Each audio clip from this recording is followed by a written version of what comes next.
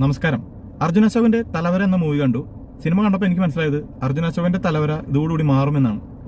Cinema സിമ്പിളായിട്ട് പറയുകയാണെങ്കിൽ ഒരു മോട്ടിവേഷണൽ അല്ലെങ്കിൽ ഒരു ഫീൽ ഗുഡ് മൂവി ആയിട്ടാണ് എനിക്ക് തോന്നിയത്. ഇപ്പോൾ ഒരാൾക്ക് അയാളുടെ കുറവുകളെ മുൻനിർത്തി മറ്റുള്ളവർ അതിനെക്കുറിച്ച് കളിയാക്കുമ്പോൾ അയാൾ അനുഭവിക്കുന്ന ബുദ്ധിമുട്ടുകൾ വളരെ സിമ്പിളായിട്ട് കാണിച്ചു തരുന്ന ഒരു സിനിമയാണ്. ഇതിൽ അർജുൻ അശോകന്റെ ദേഹത്ത് മറ്റേ പാണ്ട് അല്ലെങ്കിൽ എന്താ പറയാ വിറ്റിലിഗോ അല്ലെങ്കിൽ ഡിസ്കളറേഷൻ പോലൊരു സംഭവം ഉണ്ട്. അപ്പൊ അത് പുള്ളി അനുഭവിക്കുന്ന അതിന്റെ സ്ട്രഗിൾസ് ഒരു നാച്ചുറൽ ആയിട്ടാണ് ഇതിൽ അവതരിപ്പിച്ചിരിക്കുന്നത്. സിനിമയുടെ ഫസ്റ്റ് ഹാഫ് കുറച്ച് സ്ലോ ആണ്, അവിടെ ഇവിടെയും കുറച്ച് ലാഗ്സ് ഒക്കെ വരുന്നെങ്കിലും സെക്കൻഡ് ഹാഫ് തൊട്ട് നമ്മൾ വളരെ എൻഗേജിംഗ് ആയിട്ട് കാണാനുള്ള ഒരു സെറ്റപ്പാണ് സിനിമ ചെയ്തിരിക്കുന്നത്.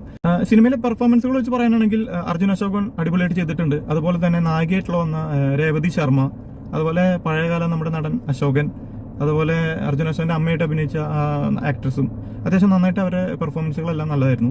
പിന്നെ ഇതിൽ ഒരു പോസിറ്റീവായിട്ട് എനിക്ക് തോന്നിയത് പാലക്കാടൻ ഭാഷയാണ് ഇതിൽ ഉപയോഗിച്ചിരിക്കുന്നത്. പക്ഷേ പാലക്കാടൻ ഭാഷ വളരെ ഓവറായിട്ട് ഹൈപ്പ് ചെയ്യാതെ അത്യാവശ്യം ഒരു സിമ്പിളായിട്ട് കൈകാര്യം ചെയ്ത പോലെ എനിക്ക് തോന്നി. ചുരുക്കി പറയാനാണെങ്കിൽ നമ്മുടെ ആസിഫ് അലി അതുപോലെ ജയസൂര്യ ഒക്കെ ലീഡ് റോളിലോട്ട് വന്ന പോലെ തന്നെ അർജുൻ അശോകൻ ഒരു ലീഡ് റോളിലോട്ട് വരാനുള്ള ഒരു സെറ്റപ്പായിട്ടാണ് എനിക്ക് ഈ സിനിമ തോന്നിയത്. പിന്നെ ഇതിലെ ക്ലൈമാക്സ് ചിലർക്ക് അത് അക്സെപ്റ്റ് ചെയ്യാൻ പറ്റുമെന്ന് തോന്നുന്നില്ല, ചിലർ രണ്ടഭിപ്രായം വരായിരിക്കും.